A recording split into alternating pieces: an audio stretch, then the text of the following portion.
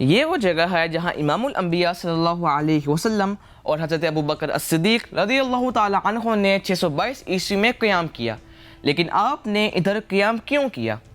ہجرت مدینہ کے دوران کیا واقعات پیش آئے اور اس کے اسباب کیا تھے؟ میں ہوں حافظ عبد الرحمن اور سیکھ اسلام کے سیریز ریولوشن آف اسلام میں ہم آپ کو اسی کامیاب ہجرت کے بارے میں بتا رہے ہیں۔ قریشیوں کے مظالم عروج پر تھے کہ اصحاب رسول صلی اللہ علیہ وسلم نے آپ سے ہجرت کی منظوری طلب کی۔ منظوری ملنے پر اصحاب کی ایک بڑی تعداد ہجرت کر گئی۔ اسی ضمن میں حضرت ابوبکر الصدیق رضی اللہ تعالی عنہ نے بھی چاہا کہ وہ ہجرت کر جائیں، لیکن آپ صلی اللہ علیہ وسلم نے انہیں روک دیا اور فرمایا ابھی یہیں ٹھہرے رہو۔ ابوبکر الصدیق نے عرض کیا کہ آپ بھی اللہ تعالیٰ سے اپنے لیے ہجرت کے امیدوار ہیں؟ آپ صلی اللہ علیہ وسلم نے فرمایا ہاں، مجھے بھی اس کی امید ہے۔ پھر حضرت ابوبکر الصدیق انتظار کرنے لگے۔ ایک دن آپ صلی اللہ علیہ وسلم ظہر کے وقت ان کے گھر تشریف لائے اور اندر داخل ہوتے ہی ابوبکر الصدیق رضی اللہ تعالی عنہ سے فرمایا جو لوگ تمہارے پاس اس وقت موجود ہیں انہیں اٹھا دو۔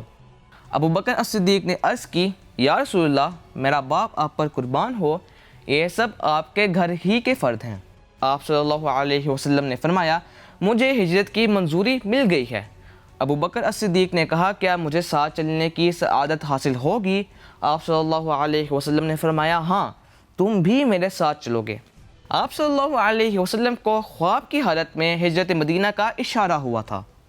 ابوبکر الصدیق رضی اللہ تعالی عنہ نے عرض کیا یا رسول اللہ، میرے پاس 2 اونٹنیاں ہیں جنہیں میں نے ہجرت کے لیے تیار کیا ہے۔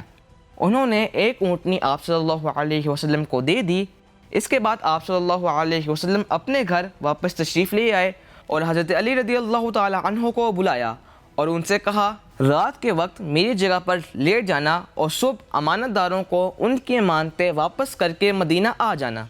جبکہ دوسری طرف قریشی سرداروں کا یہ اندیشہ یقین کی حد تک پہنچ گیا کہ اب محمد صلی اللہ علیہ وسلم بھی مدینہ چلے جائیں گے۔ اس وقت وہ آپس میں کہنے لگے کہ اگر یہ شخص مکہ سے نکل گیا تو پھر یہ خطرہ ہمارے قابو سے باہر ہو جائے گا۔ انہیں ہمیشہ یہی خطرہ لاحق رہتا تھا کہ ان کی سرداری چلی جائے گی۔ چنانچہ انہوں نے دارالندوہ میں قریشی سرداروں کا ایک اجتماع کیا اور باہم مشاورت کی کہ اس خطرے کا سدباب کیسے کیا جائے۔ ایک فریق نے کہا کہ انہیں قید کر دیا جائے، لیکن اس بات کو مسترد کر دیا گیا۔ دوسرے فریق نے رائے دی کہ انہیں جلا وطن کر دیا جائے، لیکن یہ بھی مسترد ہو گئی۔ آخر میں ابو جہل نے کہا کہ تمام قبیلوں سے ایک ایک عالی نسب تیز دست جوان منتخب کریں اور یہ سب مل کر آپ صلی اللہ علیہ وسلم پر ٹوٹ پڑیں اور انہیں نعوذ باللہ قتل کر دیں۔ اس طرح ان کا خون تمام قبیلوں میں تقسیم ہو جائے گا اور بنو عبد المناف بدلہ نہ لے پائیں گے۔ اس رائے کو سب نے پسند کیا۔ قتل کے لیے آدمی نامزد ہو گئے اور قتل کا وقت بھی مقرر ہو گیا۔ حتیٰ کہ جو رات اس کام کے لیے تجویز کی گئی تھی اس میں ٹھیک وقت پر قاتلوں کا گروہ اپنی ڈیوٹی پر پہنچ گیا، جبکہ دوسری جانب آپ صلی اللہ علیہ وسلم نے مولا علی شیر خدا رضی اللہ تعالی عنہ کو اپنی جگہ بستر پر لٹایا اور ابن خاطر کے مطابق آپ صلی اللہ علیہ وسلم نے سورہ یاسین کی 9ویں آیت تلاوت فرما کر قاتلین کی طرف مٹی پھینک دی، جس کی وجہ سے وہ آپ صلی اللہ علیہ وسلم کو دیکھنے سے قاصر ہو گئے۔